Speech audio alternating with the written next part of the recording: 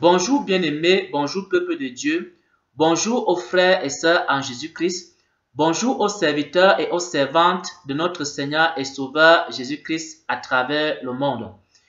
Je viens ici présenter un petit livre d'une dizaine de pages et j'ai écrit ce livre-là d'une dizaine de pages et j'ai posté ça sur Internet et également vous allez voir le lien également de ce livre-là. En bas, en dessous de la vidéo, vous allez voir le lien de ce livre et vous pourrez maintenant télécharger ce petit livre et vous allez lire le livre. Parce qu'il y a une vidéo que j'ai fait récemment sur le thème de la rédemption. Mais pour que vous puissiez mieux comprendre, parce que je ne peux pas tout dire dans une vidéo concernant la rédemption, si vous voulez bien comprendre le message du Seigneur dans la rédemption, il faudra télécharger le petit livre en question et vous allez le lire posément. Et c'est ainsi que vous allez comprendre exactement ce que le Seigneur veut dire. En fait, le thème de la rédemption, ce n'est pas un simple enseignement. Ça peut être même considéré comme une nouvelle doctrine de l'Église, de ce temps de la fin que le Seigneur est en train de nous donner. En réalité, moi-même, j'ai été surpris de ces révélations que j'ai reçues et également ces révélations ont été éprouvées. Je veux dire, l'enseignement sur la rédemption a été éprouvé. Cet enseignement dit quoi? Cet enseignement dit que, en fait, nous avons été sauvés, mais pas seulement de nos péchés, mais nous avons été sauvés également de nos ennemis. Parce que ce que nous avons appris jusqu'à présent sur la rédemption et ce que les théologiens nous ont beaucoup dit sur la rédemption, c'est que la rédemption, telle que l'apôtre Paul le définit, c'est la rémission des péchés. C'est-à-dire que le sang que Jésus-Christ a versé à Golgotha est un sang qui a été versé pour la rémission de nos péchés. Et cela est vrai. Mais ce n'est que le début de la rédemption. C'est lorsque nous recevons l'héritage. Parce que nous avons été purifiés par le sang de l'agneau. Nous recevons donc l'héritage. Ça, ce n'est que le début de la rédemption. Mais la rédemption n'est pas complète pour autant. Parce que pour que la rédemption soit complète, il faut que nous soyons capables de triompher de tous nos ennemis et à ce moment-là, notre rédemption sera complète. Donc c'est un peu comme la situation d'un enfant. Notre rédemption est un peu comme un enfant à qui on a donné, par exemple, un trésor. Mais on lui a aussi donné des ennemis. Donc nous avons un trésor, mais au milieu de nos ennemis. Et tant que nous n'avons pas dominé sur nos ennemis, nous pouvons perdre notre trésor. Parce que si quelqu'un est riche et qui se trouve au milieu des malfrats, est-ce qu'il est vraiment riche? Pour qu'il soit vraiment riche, il faut qu'il soit capable de dominer sur les malfrats. Donc, je vais vous prendre un exemple dans les Écritures et ça va peut-être choquer certains d'entre vous ou ça va édifier aussi beaucoup d'hommes de Dieu, de pasteurs, de frères et sœurs en Jésus-Christ. C'est quelque chose que le Seigneur m'a donné de comprendre et ça se trouve dans le livre de Luc à partir du verset 71 et cela est également décrit dans le livre. Donc j'explique ça également dans le petit livre d'une dizaine de pages que je viens présenter ici. Dans Luc 1 à partir du verset 71, on est en train de parler de la prophétie de Zacharie. Donc Zacharie est en train d'annoncer le Messie. Zacharie est en train d'annoncer, de présenter Jésus qui est le Messie, qui est le Sauveur, qui est celui qui vient apporter la rédemption au monde. Mais je vous assure, c'est choquant parce que Zacharie ne présente pas Jésus comme étant celui qui vient sauver le monde du péché. Zacharie présente Jésus comme étant autre chose. Je vais vous lire ça et ça va vous étonner, frère. Moi-même, ça m'a étonné lorsque j'ai lu ça, frère. Pour la première fois, c'était...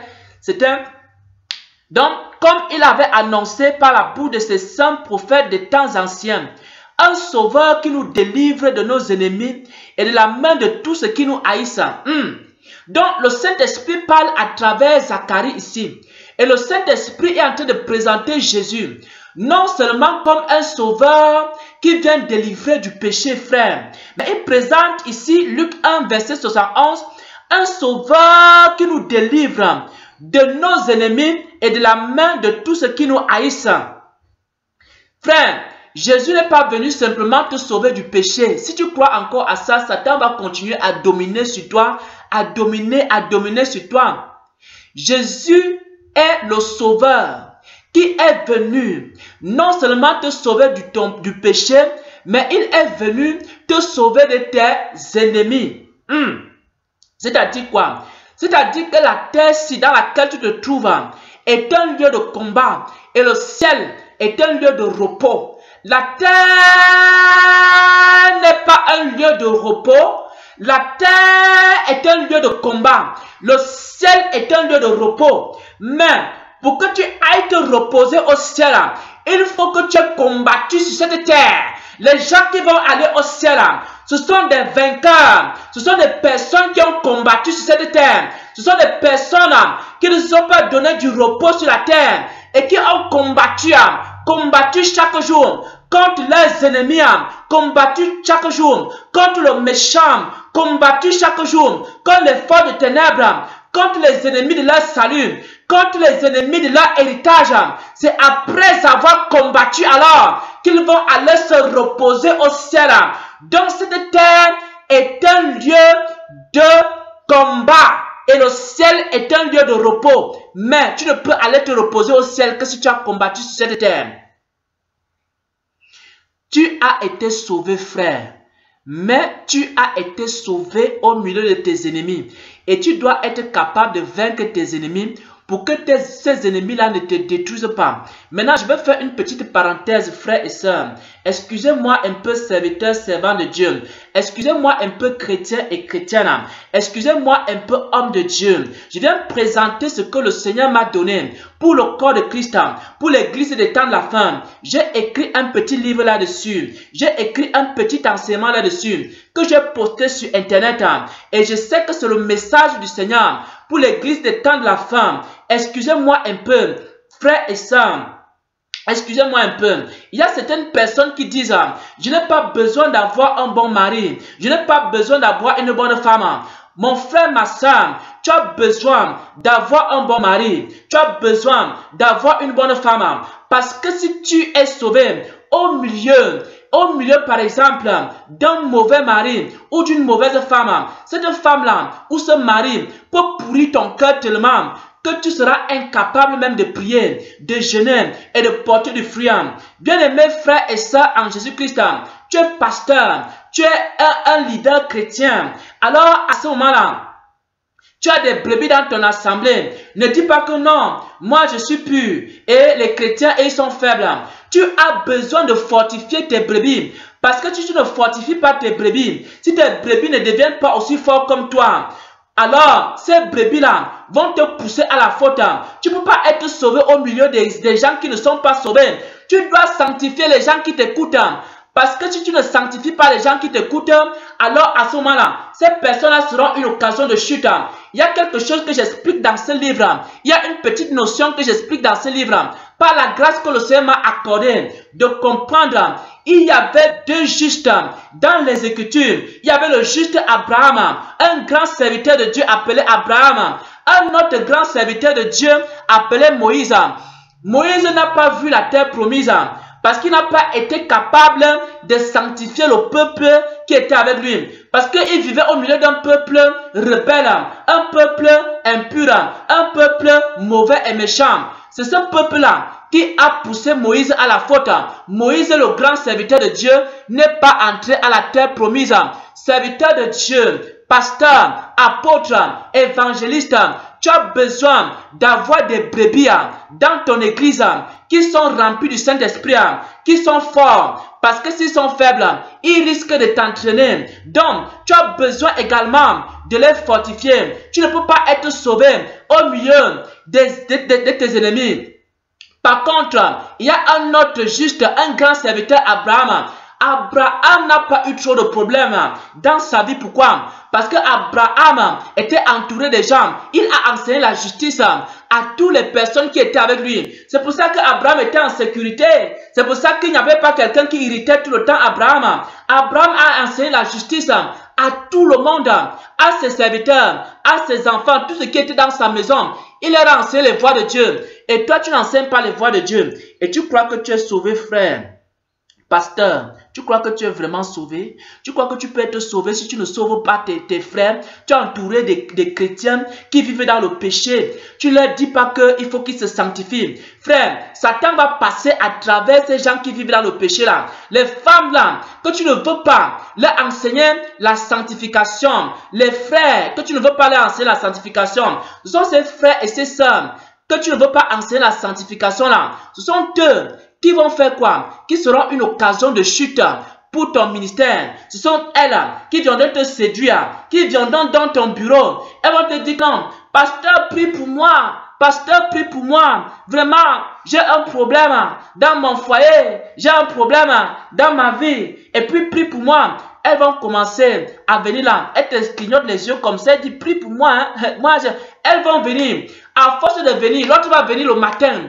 L'autre va venir à midi. L'autre va venir le soir. Puisque tu t'es entouré des femmes et que tu ne les as pas appris la sanctification, elles vont devenir pour toi une occasion de chute. Bien-aimés frères et sœurs en Jésus, il y a certains qui disent qu'ils n'ont pas besoin d'argent. Mon frère, ma sœur, tu as besoin que Dieu te sauve aussi de la pauvreté. Parce que beaucoup ont renié la foi parce qu'ils étaient pauvres. Oh, il y a des gens qui disent l'évangile de la prospérité. Je ne prêche pas l'évangile de la prospérité. Mais je dis que le chrétien a besoin d'être libéré de la pauvreté. Parce que tant que tu es pauvre, ce qui est sûr, c'est que tu ne peux pas bien servir le Seigneur. Beaucoup de pasteurs, beaucoup d'hommes de Dieu, beaucoup de serviteurs et de servantes du Seigneur Jésus ont renié la foi. Ils sont sortis. Ils ont maintenant commencé à développer toutes sortes d'offrandes. L'offrande de ceci, l'offrande de cela. Pourquoi? À cause de la pauvreté. La pauvreté a fait sortir des serviteurs de Dieu du droit chemin. Donc tu ne peux pas dire non, moi je vais rester pasteur mais je suis pauvre. Non, moi je suis un chrétien, moi j'aime seulement Jésus, mais j'aime Jésus dans la pauvreté. Non, tu dois aussi chercher à être libéré de la pauvreté parce que la pauvreté c'est un ennemi qui peut te faire régner la foi, frère.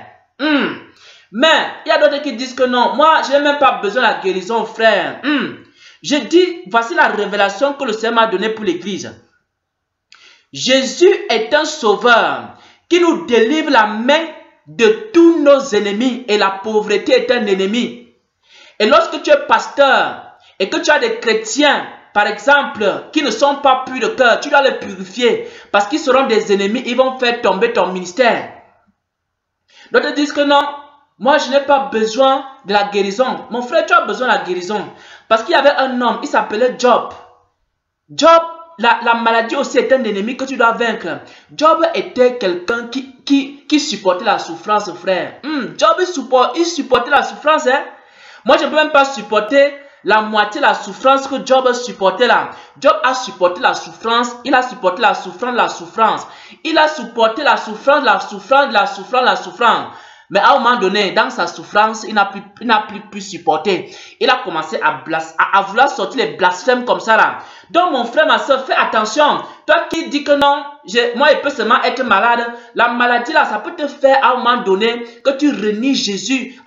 Tu peux commencer à blasphémer comme ça là. Même blasphémer contre le Saint-Esprit. À cause de la maladie. Il y a d'autres qui disent que non, moi je n'ai pas besoin des dons spirituels. Tu n'as pas besoin des dons spirituels. Tu n'as pas besoin de ça. Tu vis dans un monde où tu es entouré des serpents, des scorpions, de la puissance de l'ennemi. Et tu n'as pas besoin des dons spirituels. Bien-aimés frères et sœurs, quand tu n'as pas les dons spirituels, il y a des combats que Satan va te détruire à cause de ces choses-là. Satan va se présenter devant toi sous la forme de quelqu'un qui est gentil. Parce que Satan se déguise en quoi? En ange de lumière. Lorsqu'il va se déguiser en ange de lumière, il va s'approcher de toi. Mais tu ne sauras même pas que c'est Satan. Mais si tu as le don spirituel, tu peux déterminer que non. Tu peux discerner les esprits.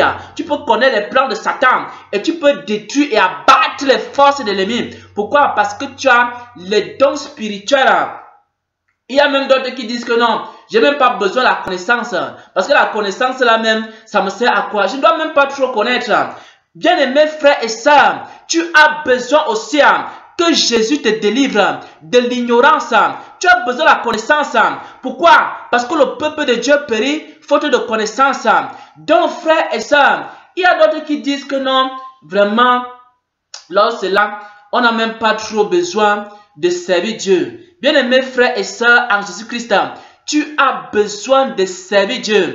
Tu as besoin d'avoir des œuvres. Des œuvres, parce que la foi sans les œuvres est une foi morte.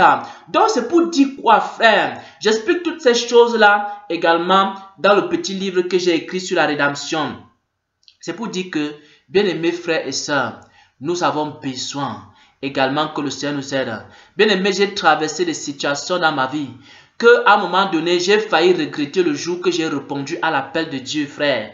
Pourquoi? Parce qu'il disait que non, je supporte la souffrance, mais à un moment donné, le Seigneur m'a fait comprendre que j'ai besoin de crier à lui. Parce que si je n'apprends pas à crier à lui, le salut que j'ai reçu là, à la nouvelle naissance là, je vais perdre ce salut. Satan va me faire régner la foi. Si je n'apprends pas à rechercher la rédemption auprès de lui, je vais vous lire un petit passage de l'apôtre Paul. L'apôtre Paul dit ceci dans 2 Corinthiens 11, verset 26. Il dit, fréquemment en voyage, j'ai été en péril sur les fleuves, en péril de la part des brigands, en péril de la part de ceux de ma nation, en péril de la part des païens, en péril dans les villes, en péril dans les déserts, en péril sur la mer, en péril parmi les faux frères. Donc ça veut dire quoi? Tu as besoin que Dieu te délivre comme il a délivré l'apôtre Paul, tel qu'il est en train de dire dans 2 Corinthiens 11, verset 26. Tu as besoin que Jésus, non seulement il te sauve du péché, tu as besoin qu'il te sauve de tes ennemis. Tu as besoin qu'il te sauve de tes ennemis. Il te sauve de quoi? Il t'a sauvé, il sauve ici quoi? En voyage, j'étais en péril sur les fleuves. Donc il doit te sauver contre les accidents. Tu as besoin que Dieu te sauve des accidents, frère. Quand tu sors au matin, tu dois prier pour que les accidents, aucun accident ne t'arrive. Il doit te sauver des accidents, frère. Il y a des gens qui ont fait des accidents, après ils ont même régné la foi. Qui sort ça? L'apôtre Paul parle également d'autres choses que Dieu l'a délivré. Après la part des brigands, tu as besoin que Dieu te sauve des hommes violents. Tu as besoin que Dieu te sauve des brigands. Parce qu'un brigand peut venir même dans ta maison. Et il peut venir te faire régner la foi. Il peut venir te dire que non, tu dois maintenant régner Jésus.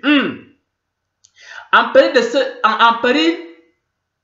de la part de ceux de ma nation. Donc tu as besoin également que le Seigneur te sauve également des choses qui se passent même dans ton pays. Il y a des choses, des mauvaises choses qui peuvent se passer dans ton pays. Tu as besoin que le Seigneur te sauve de toutes ces choses-là. En péril de la part des païens, tu as besoin que le Seigneur te sauve du méchant. Tu as besoin que le Seigneur te sauve des hommes méchants. Parce que les hommes méchants peuvent te faire régner ta foi. Donc tu as besoin de dominer sur le méchant. Tu as besoin de dominer sur tes ennemis. En péril là, dans les villes, en péril là, dans les déserts. Donc tu as besoin que le Seigneur te sauve des situations dans lesquelles tu vis. Il y a des gens qui ont vécu des situations dans leur vie. Après, ils ont dit que non, Jésus là vraiment, je ne suis plus là. Ils ont renié la foi. Pourquoi? Parce qu'ils n'ont pas crié à Dieu pour que Dieu les sauve. Ils ont seulement cru que non, Jésus est venu les sauver de quoi? Il est seulement venu les sauver du péché. Et maintenant, quand ils ont fait face à certaines épreuves, ils ont abandonné la foi. Ils n'ont pas persévéré jusqu'à la fin. Parce que c'est celui qui persévérera jusqu'à la fin qui sera sauvé. Et il dit encore enfin ici, en péril parmi les faux frères. Donc tu as aussi besoin que Dieu te délivre des faux frères. Donc tu es pasteur, tu t'entoures des faux frères. Tu es serviteur de Dieu, tu t'entoures seulement des faux frères. Tout ça, tu ne fais que t'entourer. Est-ce que tu sais que Moïse était entouré des faux frères? C'est à cause de ces faux frères que Moïse n'est pas entré dans la terre promise. Parce que les faux frères là, ils ont fait quoi? Ils ont détruit le cœur de Moïse. Ils ont irrité Moïse au point où Moïse n'est pas entré dans la terre promise. Donc je viens ici, je venais donc présenter ce livre. Vous allez voir ces choses-là dans le petit livre. Et ce petit livre traite de quoi? Ça traite d'un problème fondamental. Et c'est le message de Jésus qui m'a donné pour son église. Le message c'est quoi? Le message c'est que d'après Luc 1, à partir du verset 70 jusqu'au verset 74, Jésus est un sauveur. Mais Jésus n'est pas seulement le sauveur qui est venu nous sauver du péché, mais Jésus est venu nous sauver de tous nos ennemis.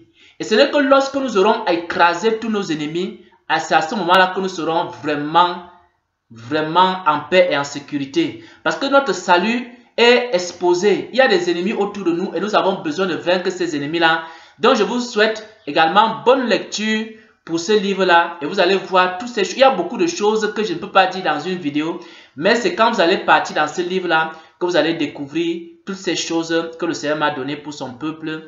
Au nom de Jésus-Christ. Amen.